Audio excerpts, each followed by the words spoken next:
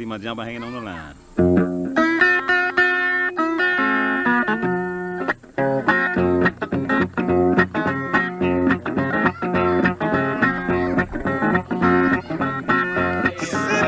Late to the game's on. It's time for late to the game. You're late. You're late. Put your phone down. Stop reading the news. Stop it. Yeah, no, it's really depressing. You should really stop. For the next hour, just don't worry about all that coronavirus. Just ignore the pandemic, ignore the systemic problems with our government and how they just like seem to want to murder black people without any sort of repercussions. And just try not to think about that. Because, oh boy, if we did, we'd be here all day. Because we sure have been talking and thinking about it for a really fucking long time, and it's stressful. And it's irritating. And there's nothing as... Yeah. There's nothing besides just to tell you to stop being fucking morons, there's not much we can do besides just punch all the racists we see. Yeah, it's fine if you want to be a moron, just don't be a racist moron. And listen, we've done it. We've tried to punch racists and multiple times. Yeah, choked them. But there's only so much one person can do. And also, you're really not supposed to touch people right now. Yeah, we're not. So it's a hard line to walk. To get into punching range of someone, you know, it'd be like it's within 6 feet. Within 6 feet, you need like now that's not now we need to clarify. That's not saying that the coronavirus is a reason to not punch Nazis. True. Because if you're given the choice of punching a Nazi, or even if they're not a Nazi, just like a racist, or even just like a douchebag, or someone with a dumb name like Jeff, just Oh no, we have a friend whose dad's name's Jeff. That's not fair. Don't we have a friend whose dad is named Jeff, or do we have a friend whose brother is named Jeff? We have a friend whose dad is named Jeff. And the other way around as well. Oh, do we? And Tony's brother is named Tony's brother is named Jeff. Yeah, he has an older brother named Jeff. I always forget about Jeff. Why are you trying to punch Tony's brother? Why are you trying to punch Jared's dad? This is Black Mesa. It sure is. It's Half-Life 1, but redone. But redone by fans. Made prettier. It's an interesting thing for it froze. No, it didn't. This is Half-Life. Don't you remember Half-Life? How there's just like you're doing something and then it's just like bam, fucking loading screen, and you're just like, oh, my game broke. Yeah, the little yellow letters come up. And it's just like you missed the very, very tiny text in the center of the screen. You're right, I missed it because I did not see it at all. Very tiny text is a thing that will come up a lot if you look it down there at the very tiny subtitles. Okay, yeah, those are tiny subtitles. But I prefer tiny subtitles for the most part. Like with a PC game, I don't want the UI to like cloud the screen. No, of course. But at the same time, like if I was playing this on my television on the other side of the living room, I'd be furious. Like, do you remember Dead Rising, the first Dead Rising? Yeah. And how it looked on a CRT television before HD televisions were popular? Ooh. And we had to have Josh sit by the TV and read out the text to us so that we could like play the game from the other side. Because if you were that close, like you couldn't play the game because it was too blurry. But if you got too far away, you couldn't read the text. And so we made the person who has seizures get close to the screen to read it. Brilliant. Yeah. Yeah. It worked out well. Josh gets like most words right when he reads them. Okay. All right. So he's like your game stenographer, your game secretary. I don't know what any of those words mean. This is the Black Mesa Research Facility. Yep. And you're late. It's appropriate that we play this on Late to the Game because Gordon Freeman had the worst day of his life when he was running late for work. He's like 45 minutes late. So are you saying that Half-Life is just basically Office Space? He was supposed to be... Well, you know what? Yeah. Yeah. So the hypnotist in Office Space. Yeah. That's Gordon's crowbar. The hypnotist is Gordon's crowbar. Yeah. Allegorically, he picks it up and he just stops giving a damn and he just swings on everything. Okay, well that's fair. Yeah. I think the only thing that would make it a little bit better is if maybe like he was supposed to start next week, but somebody like died. Yeah. Like someone that they had already like picked to have his job got hired and then they died, so they called him in. But you really need to be able to have Gordon think the line, obviously not say the line. Yeah. But think the line. I shouldn't even be here today. I wasn't supposed to be here today. And then it could be Clerks. It's Clerks. Yeah. And it feels more like Clerks, really, than it does Office Space, even though you do end up smashing a lot of office furniture in this game. Mm-hmm. it does kind of feel like dicking off and just referencing things for a while. It's a shame you can't go ham on like a printer. So here's the thing. Yeah. When did you first play Half-Life? Years. Did you play it around the time when it came out? Probably a year after. Year after? Yeah. What did it like blow your mind, like all of those Half-Life fans, like that you just, bowed to Valve and said this is the best first-person shooter ever made, or was it just an okay shooter? No, I thought it was just another shooter. At the time, it was just like, yeah, this is great, this is smooth, but I mean, I've played stuff like it before. Yeah, it was weird how so many people like fell in love with it. And people are all about Half-Life. They really are. It's that franchise for them. Everybody has that franchise. What's that franchise for you when it comes to video games? That franchise for me is probably I have a few. Because I have like 5. I have a few of them. Yeah. That franchise for me is it's a tie between Fallout and Elder Scrolls. Okay. Love them both. Assassin's Creed and Pokemon. Those are my go-to series. Interesting. Yeah. Okay. It's a pretty eclectic mix. I would say for me, Grand Theft Auto, Mortal Kombat. Yeah. You're like the biggest Mortal Kombat fan I know. Legend of Zelda. Yeah. And but I mean, and that's an interesting thing for me personally. Like, I love Zelda, I really do. Yeah. But I haven't owned a Nintendo console in 2 generations now, 3 generations. Yeah. The last Nintendo console I personally owned was the GameCube. Now, I have played through all of Breath of the Wild, and I really did enjoy that. Mm-hmm. And I have, with Mitchell, I played Skyward Sword. And I actually beat Skyward Sword with Mitchell. And I did not like that game at all. I thought, I'm glad I didn't buy that one with the Wii? That was Wii. Yeah, because you had the sword and you had to hold it up. Yeah, that was a little wonky. Twilight Princess was better. Twilight Princess is almost the quintessential Zelda game. Yeah. I think just kind of like the trifecta of like Twilight. The problem is that Twilight Princess has those areas where you have to be the wolf and search for the tears. Yeah. And those areas fucking suck. Yes. And not only that, but the build-up in Twilight Princess, like the first 2-3 hours, is garbage. And it makes replaying the game so much less fun because you start it up and you're just like, oh, fuck, this again? Yeah. Fucking herding cows, really? Yep. Whereas games like Ocarina of Time and Majora's Mask just threw you into it and you were immediately doing stuff. Like, you can clear the very first dungeon in Ocarina of Time in like under an hour if you know what you're doing. Yeah. And obviously much faster than that for lots of people. Going back to what we were saying about speedrunners earlier. What'd you say somebody beat Half-Life Alyx in? 1:06. That's insanity. It really is. I think that there is a very intrinsic value in the types of speedruns that don't use exploits. Absolutely. Well, I mean, if you pay attention to speedrunning communities, they have different versions of speedruns. You have clip and no clip. There's the G-Man. There he is. There's the man in the blue suit. In the other tram. He's just hanging out in the tram. That's just our watching guy. you. That's I tell you, man, the first time you play Half-Life 2 and you hear Eli say that G-Man was the one who dropped off the sample of the Zen crystal. Oh, did he? Yeah. All right, so you don't remember that? Well, here's the thing. I've been asking you all these questions. You haven't in turn reciprocated and asked me any. Sure. So let me go ahead and give you some answers to some questions you didn't ask. Go ahead and ask them and then answer them yourself. So I have never played a Half-Life game all the way to completion. Sure. Before Half-Life Alyx. Now, okay. I played Half-Life, the very first one, at my cousin's house. He was one of those people you were talking about who was just balls out crazy into Half-Life. It's that franchise. Whereas at the time when Half-Life came out, I had already played Perfect Dark a whole bunch. Yep. Mm-hmm. And Perfect Dark, with its amazing weapon selection, and not only that, but Perfect Dark was, I don't know if this is true, to me it is, one of the very first-person shooters where every single weapon had an alternate fire. So you take your entire level of guns, and then all of a sudden you times it by 2, because every gun can do 2 different things. Yeah. And then, and then there's stuff like the laptop gun, where instead of it being a gun, you can throw it up and make it a sentry, gun, yeah. or the Farsight, where you can shoot through walls and stuff. You know, that's how they got the windmills to turn. They put laptop guns in the top of them. Yeah, and that's funny. And it just because of the thing. That's neat. That's funny.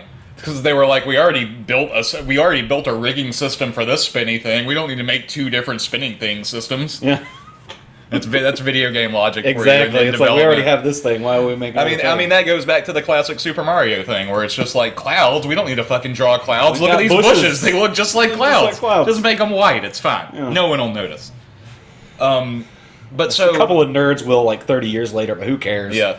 The point is that so I only played like a couple of sections of the first Half-Life when it first came out. Yeah. And to me, it's just like, oh, cool. I crawl around through vents a lot. Yep. And ladders aren't really useful. Mm-hmm. But I have to keep getting on ladders for some reason. And the first enemies you encounter are really tiny and irritating. Yeah. And so it never clicked for me. And then kind of like the perpetual... the idea of Half-Life as their fans grew like louder and louder, I liked it less and less because I didn't like them. It's the Sonic thing again. Yeah, that's part of the appeal of it, though. It's like the fact that people have been clamoring for Half-Life 3 for the better part of, 2 decades? Right. That just adds to the mystique of it, because it's already so much of it there, and these people, they just perpetuate the hype, even though they haven't had a release. But look how much fun I'm having here. Exactly. Like me now, this playing Black Mesa is really me giving. This is the first time after playing Half-Life Alyx that I decided to go back and give Half-Life a chance. Yeah. Basically. Yeah. And I had a blast playing Black Mesa. I really, really did. This is a lot of fun. I did stop kind of midway through once it starts getting to be lots of different running around in vents and just shooting Combine soldiers, and it's just like you get to a room, there's a little physics puzzle, shoot the soldiers, keep moving to another room, crawl through a vent, and it gets onto a little bit of a cycle. Yep. But after playing Half-Life Alyx, I'm invested enough in the story to where I'm gonna finish it. You're gonna trudge through that just to see the next part. And I'm also very interested to try Half-Life 2 for the first time, of which I have not ever played anything of. Now, see, I had the orange box just like you did. Yeah, but you played Portal more. I played Portal exclusively. Only Portal. I played Portal exclusively. I booted up Team Fortress 2 once. I had this on. I had the orange box on a. I think I had it on a PS, whatever it was, 2. It might have been PS2 because PS2 or PS3. Because I had it on 360. Whatever PlayStation thing was around then, I had it on that, and there was no way that I was gonna play Team Fortress on that. So, and I didn't care about Half-Life, so I never booted that up. But I fucking loved Portal, and I loved Portal 1. I loved Portal 2. And then I just saw so many cool things about Alyx that I bought a VR machine. Oh, there's our guy again. And now that I have a VR machine, I'm going back and playing a game from 1998. Because that's just the way that I roll. That's the way it goes. Because I like to waste the fuck out of my money. Well, and your time. Yeah, can't negate that. Can't argue that. No, listen, it's been very, very cool.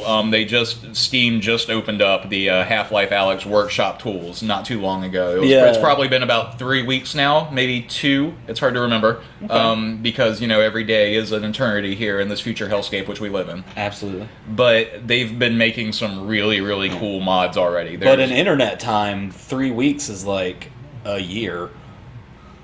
It depends on how often you go on Twitter, I guess. Yeah, it depends on who you're looking at. Diehard Half-Life fans, in their perspective, online. It's been no time at all, right? Yeah, well, a lot can happen in 3 weeks. Yeah. A lot of people can discover so many things and build so many things. You're talking about in the modding community. Yes, exactly. And it really is nuts, how much stuff was there before the tools were even released. But now that the tools are out, it is I showed you earlier. We played that PT thing. Yep. And that was interesting. There could be more into it. I think they're still working on it. Well, they are. Yeah. Yeah. And that's the thing is right. Fucking with physics stuff. If you're gonna give Valve anything, it's that they make playing with physics objects fun. They sure do. And that's the beauty of Alyx, too, is because, in that game, I can spend an hour searching a room and just walking around and opening something and being like, oh, what's inside here? What's in this? Oh, give me that ammo. Give me this right here. And that's just as entertaining as, hiding behind a car and shoot. There's a part in Half-Life Alyx, when I was playing it, there was towards the end where I'm we're in this kind of valley-type area surrounded by aliens and Combine. And I'm in this tiny. I made my way to this maintenance shed, and the Combine had they forced me back because every time I went outside, I would get machine gunned down. So I'm like hiding in this maintenance shed, and there's a dude looking in the window to the right, and a person looking in the door to the left, and I'm like on the floor, in my real life floor, crouched down, laying on my side with one gun pointed out the window and my hand like reaching behind my back, grabbing ammo and like trying to slide it into my gun sideways while still having it trained for just when their head pops by while they look for me. And after the fight was over, I just like stayed on the floor in real life for a minute. I was just like, holy shit, so cool. That was the coolest thing. So, like to get into that mindset is just so fucking neat. That's why I want to get one. Just moments just like that, just like the one you described. I want those moments. I showed it to my mom, not Half-Life, but just virtual reality. VR, I showed it to my mom just the other day, and she was amazed by it, and that was really cool to see. Yeah. Also, when Mitchell came over the other day, I showed it to him as well, and he was equally as amazed. We're so happy that Mitchell is back. It's so nice and recovered. Yeah, it's great. He's still a little like like his throat's still really sore, and he's still like really his muscles are tired. Yeah. But for the most part, like he's completely. They say that he doesn't have coronavirus anymore, and from what they know, it doesn't seem like he's transmittable. I mean, we hung out and I'm alive. Yeah. So, but it's still best to be safe. Like he's given the 2-week incubation period. He's good. He's past that. I imagine that soreness is just from the phrase coughing. incubation period just seems bad no matter what it's like situated around. Yeah, yeah. Like you don't want to be around when the incubation period is over, if you know what I mean. You don't want to be around when it starts. You don't want to have a period with your incubation. No. This is funny. I don't know if this is a thing that happened in the first Half-Life, but this is very funny if it's not. I guess either way. But this guy in here, he asked for toilet paper, and so I picked it up, and I'm like, just shot it under. And he's like, oh, thank heavens. I thought I was going to have to use my lab coat. Or my tie. And I'm Gordon, so I can't talk to him and tell him you're welcome. How do you feel about if Gordon Freeman. If Morgan Freeman played Gordon Freeman, I would fucking love that so much. Yeah. But I'm pretty sure Morgan Freeman's supposed to play like any character the where black he uses scientist, his right? voice. Yeah, you can play. He'd be a good Eli. Morgan. Because that's the way this game works. Is that there's 2 white scientists and 1 black scientist. Yeah. For every. Not in this version. There's young white scientist, old white scientist, and old black scientist. But in this one, I think they do like all the models from Half-Life 2, yeah, or just make up their own. I don't know, but it's like there's more than one variety. There's much more variety than there used to be.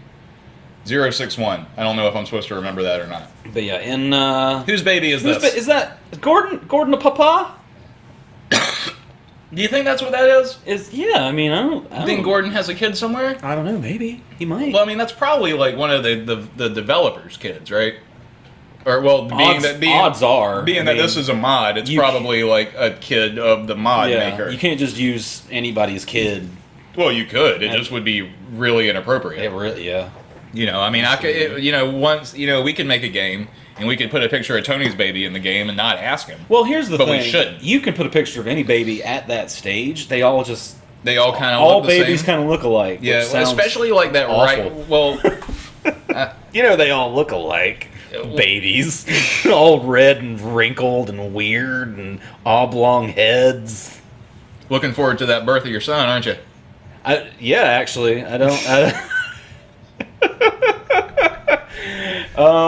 You think don't know if it's a son yet. You think the oblong head is weird now? Wait till you see it make. Wait till you touch it. Wait till you see it come out and why it's oblong. It's more disturbing than you realize. I know why it's oblong. Because of the pelvis. It's coming through. It's coming through a pelvis. It's coming through an opening. It's like when you squeeze not toothpaste but like cookie dough out of the tube. Yeah, it's like that. Yeah. Or like if you ever have some epoxy or like clay or something and it's in a tube and it kind of like has that dry. Well, epoxy you need to put in one of those guns and like squeeze really hard. Yeah, well, some of them you just have. It's like a putty type, and then it kind of dries up on the near the cap, and you have to push that out. Oh, yeah. Before you get the wet stuff You out. gotta bite the tip off. Yeah. Yeah. Well, I wouldn't bite it. I just squeeze. Well, the doctor says they can use scissors, but if you really want to be tribal about it, you can just grab it by both ends Like and rip it in half. like Coneheads. He's like, hey, do you want to cut? When his daughter was born, he's going to cut the cord, and he's like, yeah, I want to cut the cord. And he picks it up, and he just like he has those like weird alien sharp teeth, and he just bites it, and then like the nurse faints because she's never seen anybody bite it because that's really gross. Yeah, it really is. That's a good movie. Coneheads? Coneheads. Yeah, Coneheads is a good movie. It kind of disturbed me when I was younger. Yeah. I don't know how I would feel about it watching it today. You know what's funny? Zoe and I watched Airplane for the first time. Oh, Airplane. Well, not me So for the first good. time, but she But had never she had never seen. seen it. Oh my god, watching a person watch Airplane for the first time is like a special form of entertainment because Sure. like they don't know how much they're about to laugh. You know, like you don't understand how fast these jokes are gonna come at you. Just be ready. I always like to watch movies like that from my from the past, just because I watched them when I was way younger, and I was just like, I remember this being funny, but then it's rip-roaringly hilarious because you gather so much later. It's just like, I didn't catch that when I was a kid, but now I didn't catch those 12 jokes in that 1 second because earlier I was laughing at that other joke. I love the all of the stuff at the very beginning where it's like the white zone is for loading and unloading only, and then it slowly like deteriorates into the two people like arguing about whether she's going to get an abortion or not. Like that's the funniest shit in the world to me. And then the running joke through the whole movie where it's just like, I need to get him to a hospital. What is it? It's a big building with patients, but don't worry about that right now. Like that, and they keep going back to it. And it's so fucking funny. Or then when I'm just for the next hour, I'm just gonna list Airplane jokes, and it's like when they say we're flying on instruments up there, and it just quick cuts to them, and they're all just playing jazz instruments in the cockpit, and it cuts back like. It works because I was telling Zoe this. Like this movie is funny because it's just it takes every single thing that's happening absolutely seriously. Mm-hmm. All of the drama is handled straight. All of the jokes aren't delivered as jokes. They're just delivered as this is what's happening. Mm-hmm. And that's what makes it funny. Like all of the stupid fucking comedy movies that are out now are just like, I'm funny, isn't it funny? Listen to how the improv makes me funny. I'm laughing at my joke. Aren't you laughing? We're going to just say the same thing 17 different ways. It's funny. Whereas this is just, it doesn't have to do anything but just be like, have one person say, oh man, I quit the wrong day to quit sniffing glue. And then just have him sniff glue. And it's funny because this guy doesn't look like he would sniff glue. It's all about the delivery. Leslie Nielsen made a whole career out of deadpan just being silly. And I miss him. I miss him every day. The old white woman who's just like, excuse me, stewardess, I can speak jive. And she comes up and starts arguing with the black guys. Wasn't that Cloris Leachman? I think it was, yeah. She was fantastic. Oh, Cloris Leachman's hilarious. Oh, and then the guy's like sneaking booze, and he offers it to I think that was Cloris Leachman also. Like he offers it to her, and she like gives him this like, what the fuck is this weirdo doing drinking on a plane look, and then just like lifts up a tray of cocaine and does it like a line. Old people just doing drugs. Yeah, old people doing drugs and talking and slang is very funny. It's just so funny. It's classic. And that's something too I think Airplane did really well is every single actor in that movie besides Ted, the main guy, look like they could be in a police crime procedural drama. Yeah. Like it just straight up looks like random 80s adults they pulled off the street. But they're all delivering these crazy funny jokes. That's why the Naked Gun movies were so good. It's like watching a 2-hour episode of Dragnet, but there's gags in it. Yeah, and that's the thing is I haven't watched near as many Naked Gun movies as I should. There's only three of them, right? Yeah. And I've seen like 0.7 of one. Wow, really? Yeah. I would have expected you to see all of them. I don't watch movies. Like I really don't. My movie knowledge pales in comparison to my knowledge of like video games and stuff. That's what I I would put a movie on in the background while I played a video game. Sure. But it would always be like of the same 5 or 6 movies that I knew that I liked already. Yeah. So it's just like, I'm gonna play Grand Theft Auto. I'll just put the Truman Show on in the background so I have some noise, you know, or The Mask of Zorro, or Titanic. Yeah. I like Titanic. It's a good movie. Well, I mean, the trouble with Titanic is you get into the game and then the tape stops, the first tape, and then you gotta get up, pause whatever you're doing, and then put in the second tape. Well, listen, if you've already been sitting there for an hour and a half, it's probably about time to get up anyway. Yeah. That's the thing. It's time to stretch your legs. You should never sit for that long. It's hard for me to sit here for an hour straight and just talk. Oh, I know, right? I can't do it as much as I used to. I have to get up and do stuff now. I probably, like, when I'm playing a game, I probably get up every, like, 20 minutes or so. Yeah. And, like, walk around the house, check on the kids, you know, check on Zoe, check on the dogs, let them outside, get some fresh air, like... See, good, because I've already gotten into that rhythm. Yeah. You know, because my dog's very demanding, and my wife in her current pregnant state is also very needy. You know, not complaining or nothing. How has she been feeling in the mornings? Or have we gotten into any morning sickness stuff yet? She had bouts of sickness all day for weeks at a time, and now it's just starting to calm down. Well, that's good to hear. Yeah. Just she can finally start keeping more stuff down. Has she had any, like, weird cravings for food and stuff? She hasn't been having many cravings. Okay. That may come later. I mean, especially if she's not feeling well for most of the day. You know, you're not gonna be sick to your stomach for 90% of the day and then all of a sudden be like, oh, I want a steak and lobster, you know? Yeah, well, I mean, the last thing I want will be lobster if I'm vomiting that day. I want to stay far away from seafood. And she's a vegan, so I doubt either of those things or anything that she would be craving. Are on her plate. But that being said, the fact that she's in a vegan might be tested a little bit once she gets a little further along and does start getting weird cravings. Yeah. I wonder if, like, if she was to get a, like, if she felt like the baby wanted a steak. Yeah. You know, I mean, this is your child we're talking about. It's my kid, yeah. Yeah, you know, he might just... And I love steak. Yeah, or burgers, or, you know... Buffalo wings.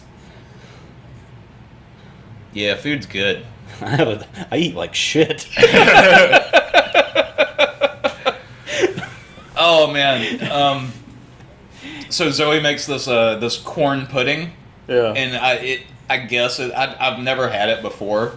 But you use, like, actual, like, sweet corn and then cornbread and then some other stuff. Okay. And then you kind of, like, bake it in the oven, but it's like it's half. I don't know. It's just it's like cornbread with corn in it, but it's creamier than that. Okay. But it's more like bread. Oh, so it's more cream. like a bread pudding, but Kind corn. of, but corn. Yeah. Yeah. Okay. It's so fucking good, man. Yeah, because I love cornbread. I can literally, like, eat an entire pan of that. Yeah. And then I will poop so weird. Yeah, I imagine it's so. like shotgun pellets. Yeah. You know how, like... No, go I'll on. stop. No, I'll stop. I'll stop. Oh, this is supposed to be Eli. It's Eli. Yeah. Hey, what's up? Now, the question is and see, here's the thing, is because I do like work in games writing, and because I have mostly, like, you know, tried to be knowledgeable about video games for the majority of my life, I do know a lot about Half-Life, even though I've never, like, actually played it all the way through myself. Well, I mean, this goes back to the point you made earlier. People who love Half-Life won't shut up about Half-Life. Well, it's hard to not hear about Half-Life, yes. Really If nothing else, you know Gordon Freeman, Mute, Crowbar, Aliens, G-Man, and then, what else? Physics, maybe? Gravity Gun. I didn't know Vortigons. I didn't know that. And what's interesting is that, like, going back to what I was about to say, is I have watched multiple, like, Let's Plays of all of Half-Life. Yeah. Not Half-Life 2. Yeah. For whatever reason. But for all of this game, I've watched multiple Let's Plays for. And I'm pretty sure that's not supposed to be Eli. Like, that's just random black scientists at this point. And then they retconned it and gave him a name in 2. Okay. That's kind of what I'm curious about. Yeah. And so it's weird to play, like, Black Mesa not having played one personally, because I'm not having any, like, memories be overwritten technically, but I know what's supposed to happen because of, like, the cultural zeitgeist and stuff. Yeah. So it's weird. So you know about the Nihilanth and all that. I don't know. The big is ugly that the big space baby that the you big? fight I know the giant space baby at the end. Oh, okay, yeah. What's that called? Nihilanth. Nihilanth. Yeah. That's like dumb. Nihil, as in nihilism, and then anth, Like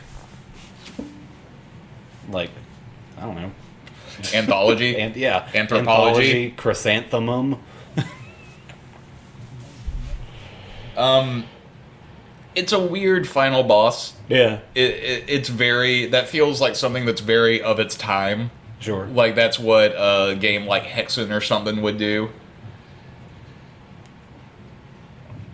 It is very fun to just like continue to fuck with things. It really is. That's half the fun. And you're just now getting to the Resonance Cascade? Yeah, this is about to be the thing. Yeah. This is the big thing, The big thing that that- sets off the whole. Yeah. The start of the Half-Life. Now, do you know the plot of Half-Life Alyx? Maka, hush. Dog. It's okay.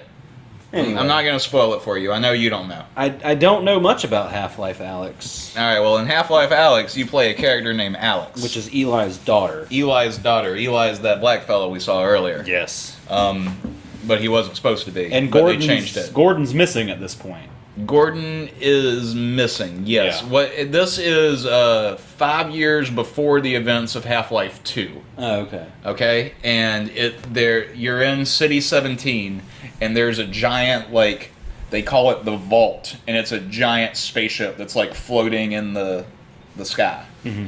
And as you progress, first basically like you're looking for Eli. Eli, you're a resistance fighter. Alex is. Alex, her dad, and their friend Russell, and you meet up with Russell, and then find out that your dad got captured while on like a little reconnaissance mission. Yeah.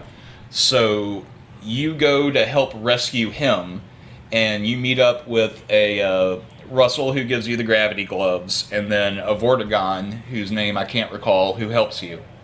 And he's just the coolest. I love the Vortigaunt so much.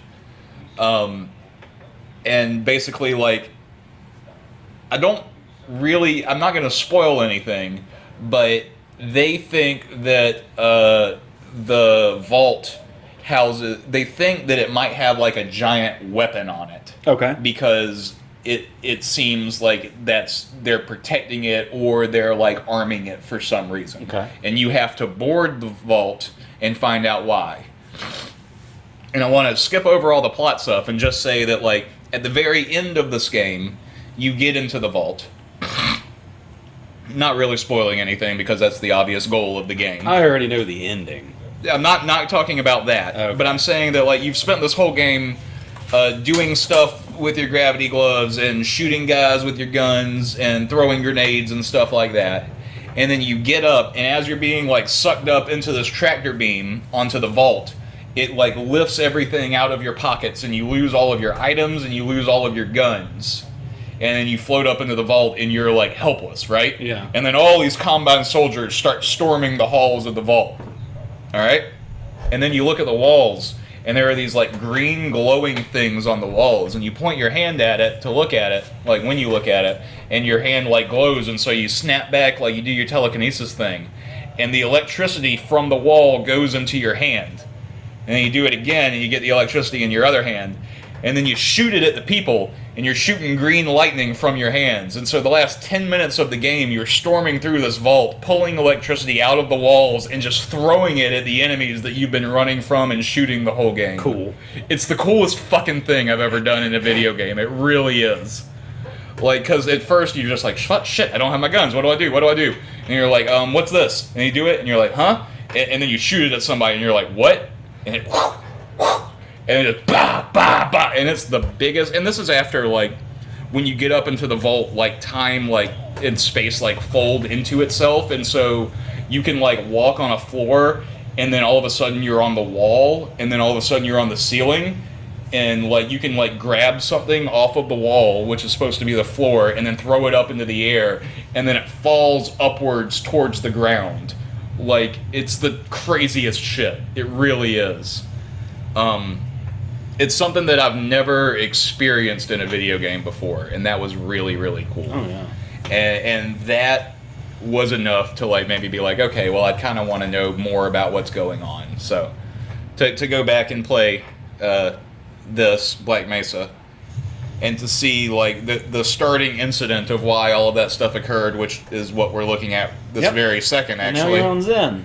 Now we're a little shot of Zen, some floating sperms. Oh wow, those are cool. Yeah, it didn't look this way the first time. It did not. And then here's the Vortigons popping up. And you can see they have their slave collars on.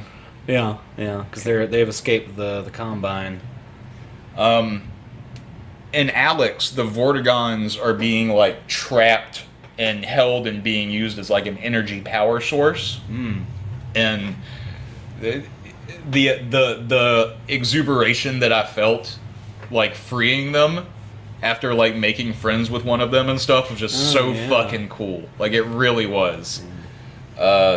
I don't remember. I'm really blanking on the main Vortigon's name from Alex. If you like liberating creatures in games, you'll love Oddworld. People keep telling me that.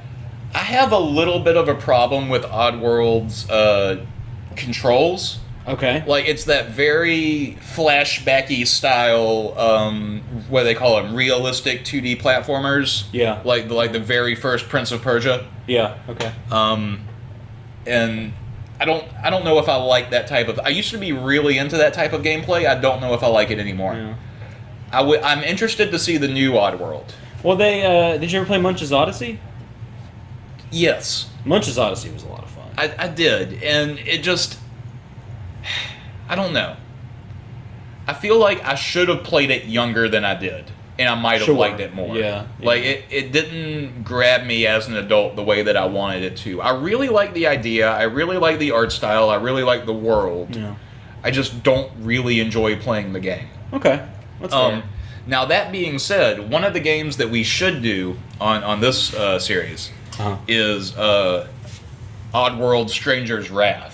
That's the one Oddworld game I really haven't played. I played Abe's Odyssey, I played Abe's Exodus, I played Munch's Odyssey. Which was the 3D one for the first Xbox? That was Munch's Odyssey. Okay. Yeah. Is that the one you just told me to play? Well, I mean, you can start out with Abe's Odyssey. Well, Abe's Odyssey is They recently remade it as new and tasty. Yeah, I played that too. Okay. It's the 2D ones that I don't like as much. Sure. Really, it is. Okay. But the idea is neat to me, and I would like to, because Munch's Odyssey, whichever one we're talking about, the 3D one for the first Xbox. Yeah.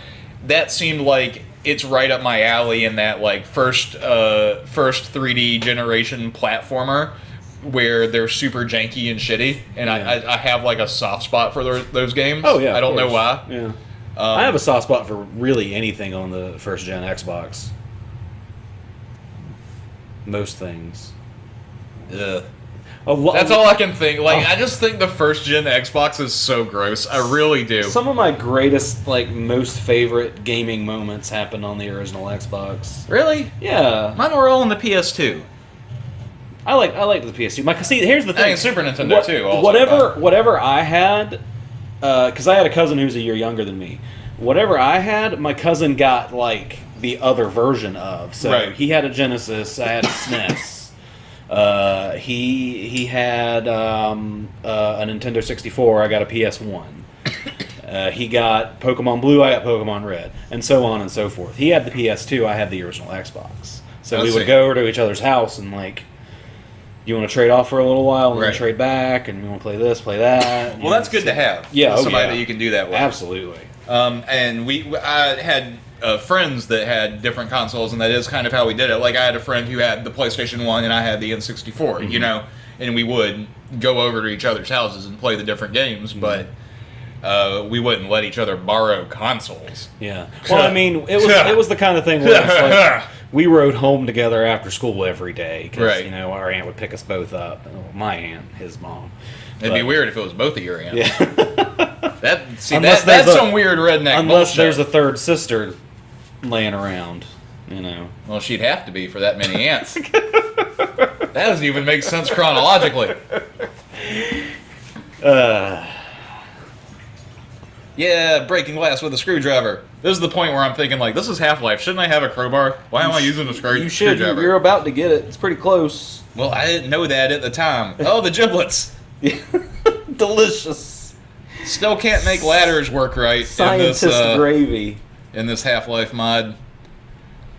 Half-Life and ladders, they never can do it right. Alex does a good thing with the way they do their blink teleportation, where you just point at a ladder for a second, and an arrow pops up and says, "You want to go up?" And you're just like, "Yep, Yeah, sure and then do. you just skip the whole ladder. Yeah. I remember falling off many ladders when I first played this, and dying.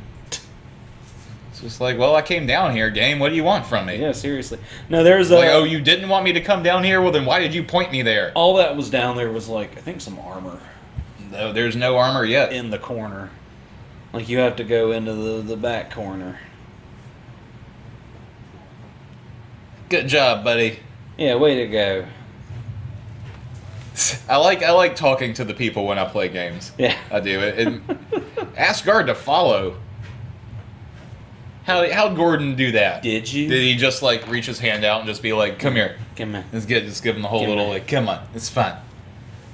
Just beckon them. Just Gordon doesn't say anything. He just like gently places Puts a a finger finger on the on their guard's lips. lips. Yeah. Like shh, follow me. Come on. Just come on. Gordon Freeman's a secret pervert. Nobody knows. I'm surprised he hasn't been put in like one of those all-star fighting games. You know, like a la Smash Brothers. Well, I don't Brawlhalla. think the PC really has a comparable, like we have Nintendo has Smash Brothers, Yeah. Sony has the PlayStation All Stars, and then there's Well- Marvel vs. Capcom. But other than that, there's no real big compilation fighters anymore. We got Brawlhalla. Brawlhalla's on PC. They've got characters. I know you've told me about Brawlhalla before, Yeah. but it's blanking my memory again. It's got Juan from Guacamelee in it. It's got I think it's got characters from Binding of Isaac. I'm not sure. Don't quote me on that. But it's got Binding a of bunch Isaac, the little Zelda dungeony yeah, the little roguelike one. thing. Yeah, when you're a fetus and you have to like. So it has the fetus from Binding of Isaac. I'm not sure. I've never played it before. I'm just going by what I heard. But I know it has Juan. I know for a fact that it has Juan in it because I'm a big fan of Guacamelee, Yeah, which we have also done on this channel. we have. Yeah, It's fine. I love it. I don't know. As I get older, I think I might be getting tired of 2D side scrollers. Okay, And that's weird to That's say. fair. But you because love Bloodstained. I did love Bloodstained. Bloodstained was very good. Yeah, So maybe I'm just getting tired of bad certain games. ones. Don't you dare insult Guacamelee like that. No, Guacamelee was a good game. I told you when we did that record about my thing with people in Gimp masks, Lucador masks. Sure. Yeah. It's yeah, weird. yeah, yeah, It yeah. creeps me out. I don't Sure. like it. I don't Well, trust them. I can't see their eyeballs. I switched to El Pollo Loco for that very reason. And I'm not sure what I'm supposed to be doing here. You're supposed to be getting to the surface to send for help. But I know I can't go through the surface. Yeah, well, I'm surprised you don't have your crowbar yet. Why don't you pick up the crowbar? Well, I haven't been given a crowbar. Yeah, it's supposed to be just laying on the ground. Well, And clearly. then you can eventually break windows in the bottom panes of the glass and crouch through. Well, I did that with a screwdriver, though. Yeah. Hey, crab.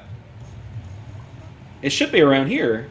Yeah, If you'd think. If I'm remembering correctly. But it's not. And that guy's trying to throw... They still do that shit in Alex. I hate that shit. When they throw barrels at you. Just pick up all the flares. That seems to be your best option right now. Yeah, just burning everybody. Or let your guard friend do all the work. I mean, I'm definitely not ruling that out as most It's viable. of what I'm doing. I mean, it'll work. That's what you do in Munch's Odyssey. You just recruit a bunch of fuzzles, and the fuzzles fight for you. I'll tell you, like, even when I was younger, I never thought head crabs were that scary. But Yeah. playing in Half-Life Alyx, a head crab is fucking terrifying. It really, really Yes. is. It is insane. Do they have an animation where it latches to your face? Yes. Oh wow. Yes, really? no, it latches to your face, and you have to, like, shoot it off. You have to, like, hold your gun up like That's this and cool. shoot it off of your face. And you can't do this to get it off. And, which makes sense because, like, you've seen humans in the games, you know, like, claw at their face trying to get the head crabs off. Yeah. But when it's happening to you, it's such, like, a visceral reaction where this thing jumps on your face, you immediately, like, go, fuck, get off. Yeah. And it doesn't work, and then you're like, oh, right, head crab, gun. And then you know... And barnacles too in Half-Life Alyx. Like when it depends on which way you're playing, because when you're using the blink teleportation mode, like where you just kind of fade in and fade out, you can kind of avoid barnacles a little easier, because you can just be like, I'm going to go over here, over here, over here, over here, and then avoid all the lines, you know? Until you get in a tight corner. Well, yeah, until you do that, or you're just standing near one and lean too far to one way. Sure. But that's something else which feels really cool in VR as well, is being lifted up by a barnacle. There it is. Now we're half in life, and now we're crowing some bars. Yeah. Yay! It's the lamest weapon ever made. But it's effective. Well, yeah, but you know what? So would like a baseball bat. Or like your fists. Or your fists. Yeah. Gordon's just retarded. You should not stand in fire. Now, here's the funny thing. After all that searching, after all that wondering when we were going to get the crowbar... He's not retarded. He's a theoretical physicist. Well, then why the fuck is he glitched out right here, stuck inside of this computer screen, Eric? Explain to me that. After all that trying to get a crowbar, how come he got stuck and glitched immediately afterwards? Resonance cascade. Right here into the fire. Physics don't apply anymore in Black Mesa. Burning as slowly as he possibly can. And wouldn't it be some shit if you just auto-saved right here and you're just in like a perpetual hell every time you look? This is actually what hell is like.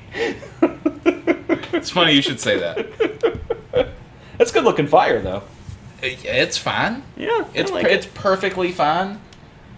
It's funny I say that, you didn't. I'm trying to get out of this. Right. It's just like, and I know that you can like, what is it? It's no clip, right? Yeah, you can no clip. But I'm not figuring out like how to no clip, and it really pissed me off because I know you can only do it in certain spots, and it takes like very crafty maneuvering. You can only do it in certain spots. I thought you could no clip. You could just hit no clip whenever. Like you hit like tilde. Oh, I thought you were talking about like just instead of toggling it, you could only. Oh no! I just want to press the button and make it hit no clip. You see what just happened there? No. You didn't see it? No. It showed up on the screen. Oh, there you go. No, and I'm just trying to break out. Yep. This is what hell's like. Yeah. Is this the end of the video? I'm so sad for Gordon. I really am. He tried really hard. I think Gordon Freeman would fit in Mortal Kombat. You think Gordon Freeman? I think he would. You give him a gravity gun and a crowbar. That's easy to build a moveset around right there. Yeah, but he wouldn't be able to have his smarmy intro quips. It's true. If he was in Mortal Kombat. I guess so. I guess you could have like G-Man teleport behind him and then say something smarmy in his ear, and then he teleports back away. Oh yeah, he just like pops up and here's your next assignment, Mr. Freeman. We've been waiting a long time for you. And so, yeah, I had to reload a much previous save. Oh, sure. And he actually nailed you with the trash can that time. I was pissed. Oh, so you're just rushing on through. Yeah, just like, fuck all this. I know where the crowbar is now. Where it is. Get to the crowbar and don't go into the fire. Gotcha. Yep. Make all this stuff happen. Easy peasy. You gotta hit all these invisible flags real fast to make the things happen. I hate invisible flags. Yeah. Oh, look, we're here again. Here, you're there. Yay! Now, don't fuck it up this time, Gordon. Oh, yeah, I have a feeling you don't. Alright. Thank you. Go the way I should have gone the first time. There you go. Like, whoa, hey, what are you doing? Feeling a little crabby? I always thought they were like turkeys. Like, if you were going to make an actual Half-Life film, you would just take a butterball turkey and then, like, put a paint job on it and then stick it on somebody's head. There's a very funny, if you open Russell's fridge in Half-Life Alyx, like, you just open his fridge, he has a head crab on like a styrofoam tray wrapped in cling film, but he wrote on the cling film in Sharpie, "Do not eat." And also, the Vortigons, they eat head crabs, and when you meet this one Vortigon, he's in like a kitchen, like chopping one up and adding it to a stew. Awesome. And then he gives you like some instructions and tells you what to do, and then like you're walking underneath him, and he calls up from above. He's like, "Alex Vance, before you go, wait." and he grabs a dead head crab and throws it at you, and he's like, sustenance! It's so fucking funny. That's fantastic. I haven't had a game make me laugh as much as Half-Life Alyx makes me laugh in a really long time. Yeah. All of the jokes land so well. And like even when it's just stupid stuff, like she's telling Alex is telling Russell about a new enemy that she saw, and he's just like, "Whoa, that sounds nuts!" And she's like, "It was nuts." And he's like, "It sounds like it." She's like, "Yeah, it was." And just back and forth, like. It's so true to life. Yeah, that's an actual conversation. It really is. Oh, he's experiencing the same hell you were. Yep, we've both been there, buddy. Yeah, but he's experiencing two different hells because his is featuring a head crab. Well, and I was so terrified of this thing because I've been playing Alyx. I was just like, "Fuck, I know what that is." And I really thought that was going to be a liquor, and it's just or a barnacle, not a liquor. It's like that's a different franchise. Yeah, liquors cool. are liquors would fit right in. That's Resident Evil. Yeah, they would work fine they here. Would fit right in. What do you think head crab? Does head crab taste more like poultry? Head or crab? Poultry or seafood? Yeah. Does it taste like head?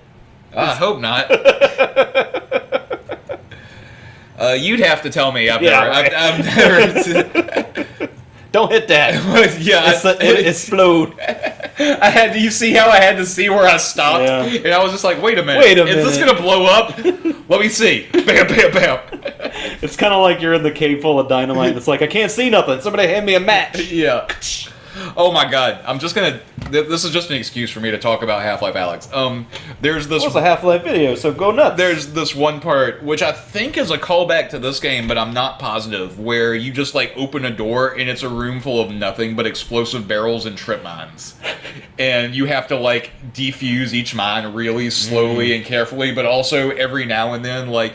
There's a chance of an enemy coming around, and if the enemy comes in, and there's also just like this whole underground tunnel area that has like explosive barrels coming out of the walls, and it's like it was like the underneath of a factory, and then the aliens had like the hive that kind of melded with it, and so all the alien stuff is pushing the barrels outward, and so basically like you just have to be extra sure to never miss a shot, because if you miss a shot, it's like a 50% chance you're gonna hit an explosive barrel and blow up the entire level. Ooh. And it's just so fucking nerve-wracking.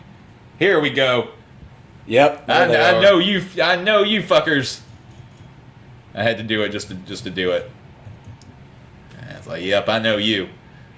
I don't know about this game, but I know in Half-Life Alyx you take 3 shots to kill with a pistol. I wanted to see if I could hit its tongue. Nah. I really, really love giving them like grenades or like explosive barrels themselves, stuff like that.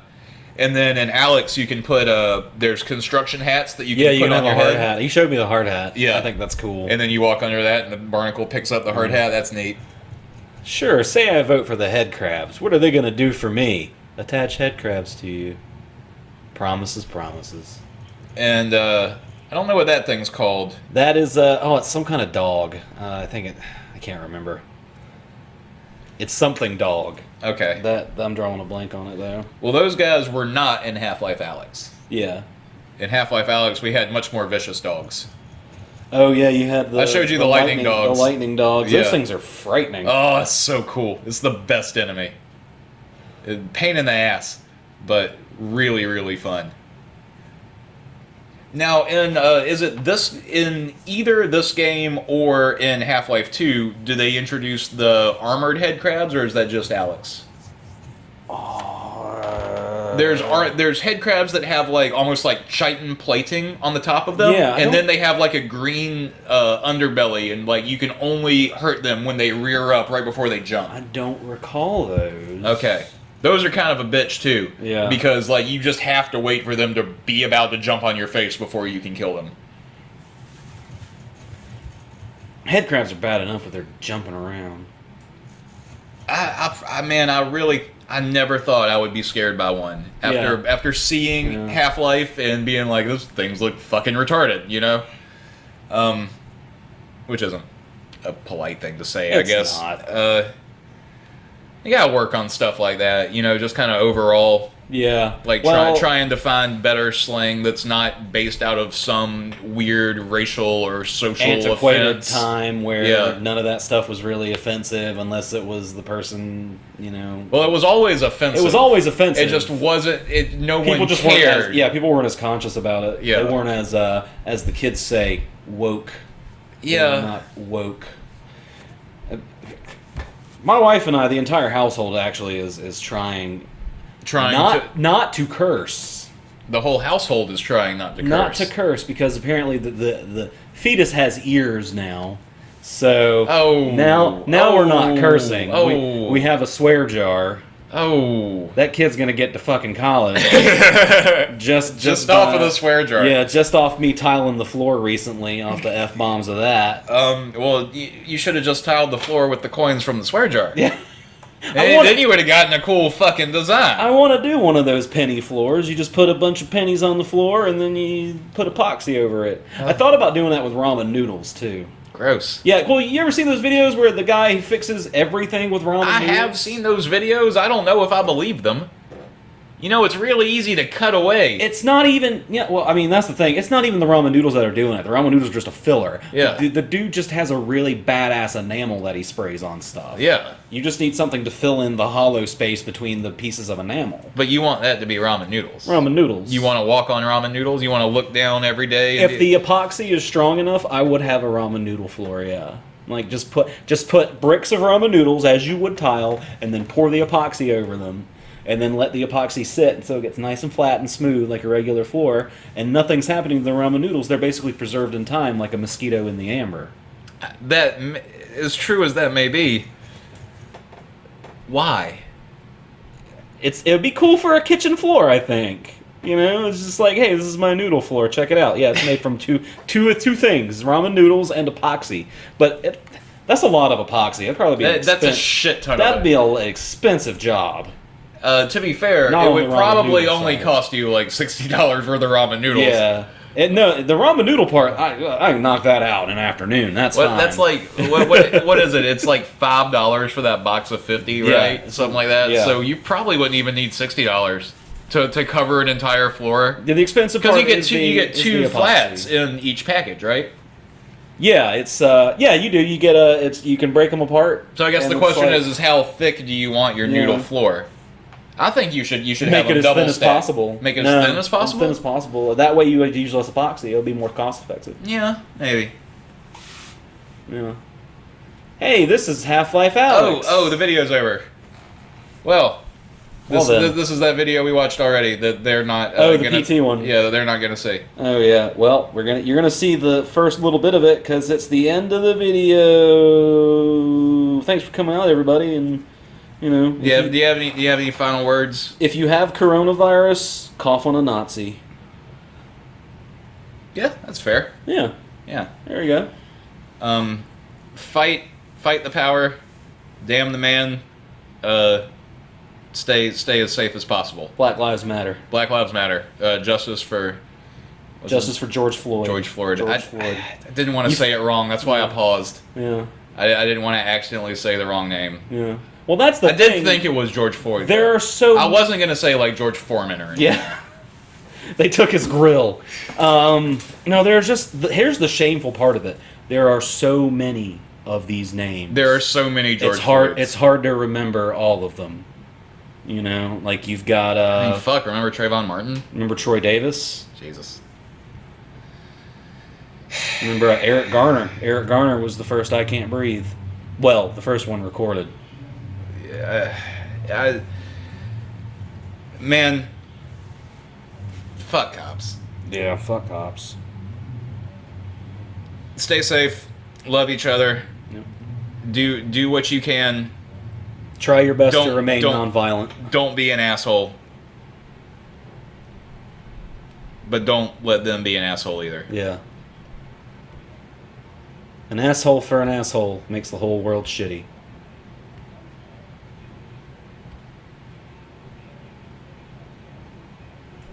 Cunt. Of the crime, the father went to the trunk of his car, retrieved the rifle, and shot his wife as she was cleaning up the kitchen after lunch. came to investigate the commotion, the father shot him too. His 6-year-old daughter had the good sense to hide in the bathroom, but reports suggest he lured her out by telling her it was just a game. The girl was found shot once in the chest from point-blank range. The mother, who he shot in the stomach, was pregnant at the time. Police arriving on scene after neighbors called 911 found the father in his car listening to the radio. Several days before the murders, neighbors say they heard the father repeating a sequence of numbers in a loud voice. They said it was like he was chanting some strange spell. There was another family shot to death in the same state last month, and in December last year, a man used a rifle and meat cleaver to murder his entire family. In each case, the perpetrators were fathers. State police say this string of domestic homicides appears unrelated, though it could be part of a larger trend such as employment, child care, and other social issues facing the average family. Okay, listen up and don't you move. Need to take a piss? Hold it. The show's got just 60 seconds to go. I got a message for all you folks out there in Radio Land. So sit tight and bend an ear. Now's the time for action. Our society is rotten to the core. I'm talking to all the fine, upstanding folks got their welfare pets, got their jobs pulled out from under us. Yeah, you know what to do. Now's the time. Do it. As the congressional debate over gun control flares up yet again, we regret to report the murder of a wife and her 2 children by their husband and father. The father purchased the rifle used in the crime at his local gun store 2 days earlier. This brutal killing took place while the family was gathered at home on a Sunday afternoon. The day of the crime, the father went to the trunk of his car, retrieved the rifle, and shot his wife. As the congressional debate over gun control flares up yet again, we regret to report the murder of a wife and her 2 children by their husband and father. The father purchased the rifle used in the crime at his local gun store 2 days earlier. This brutal killing took place while the family was gathered at home on a Sunday afternoon. Retrieved the rifle and shot his wife as his son came to investigate the commotion. The father shot him too. His 6-year-old daughter had the good sense to hide in the bathroom, but reports suggest he lured her out by telling her it was just a game. The girl was found shot once in the chest from point-blank range. The mother, who was shot in the stomach, after neighbors called 911, found the father in his car listening to the radio. As the congressional debate over gun control flares up yet again, we regret to report the murder of a wife and her 2 children by their husband and father. The father purchased the rifle used in the crime at his local gun store 2 days earlier. There was another family shot to death in last month, and in December last year, a man used a rifle and meat cleaver to murder his entire family. In each case, the perpetrators were fathers. The father purchased the rifle used in the crime at his local gun store 2 days earlier. This brutal killing took place while the family was gathered at home on a Sunday afternoon. Retrieved the rifle and shot his wife as his son came to investigate the commotion. The father shot him too. His 6-year-old daughter had the good sense to hide in the bathroom. As the congressional debate over gun control flares up yet again, we regret to report the murder of a wife and her 2 children by their husband and father. The father purchased the rifle used in the crime at his local gun store 2 days earlier. This brutal killing took place while the family was gathered at home on a Sunday afternoon. Don't touch that dial now, we're just getting started. Retrieved the rifle and shot his wife as his son came to investigate the commotion. The father shot him too. His 6-year-old daughter had the good sense to hide in the bathroom, but reports suggest he lured her out by telling her it was just a game. The girl was found shot once in the chest from point-blank range. The mother, who was shot in the stomach, and after neighbors called 911, found the father in his car listening to the radio. As the congressional debate over gun control flares up yet again, we regret to report the murder of a wife and her 2 children by their husband and father. The father purchased the rifle used in the crime at his local gun store 2 days earlier. This brutal killing took place while the family was gathered at home on a Sunday afternoon. Don't touch that dial now, we're just getting started. As the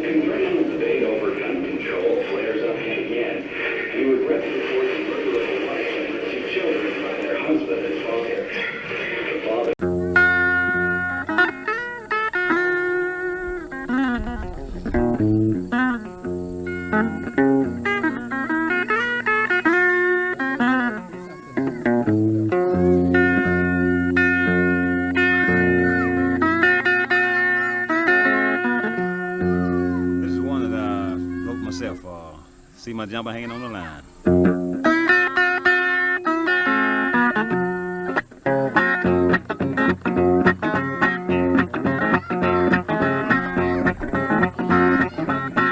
See my jumper log hanging out on the line.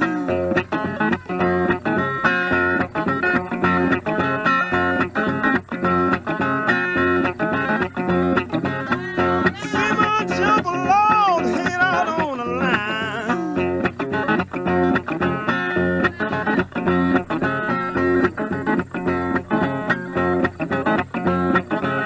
Nobody that something on my mind.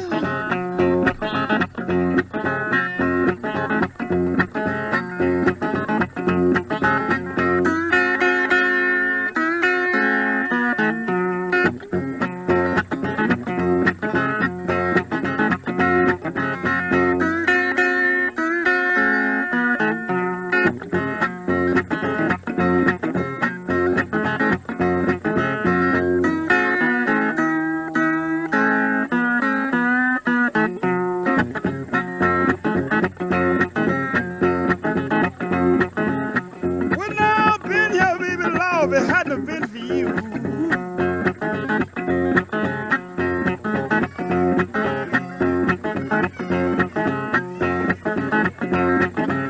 When I've been here, baby, Lord, if it hadn't have been for you.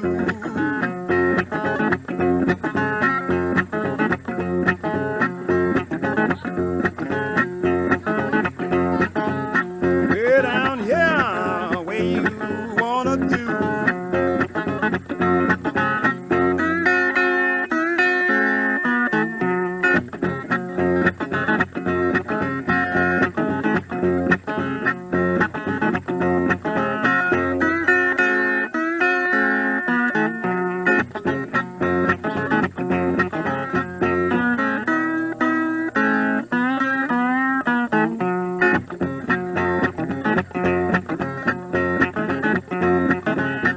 Fix myself up, baby, Lord, let me go to bed.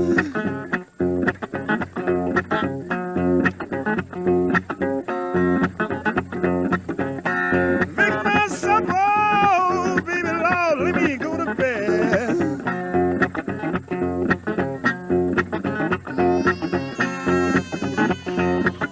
This white lightning done gone to my head.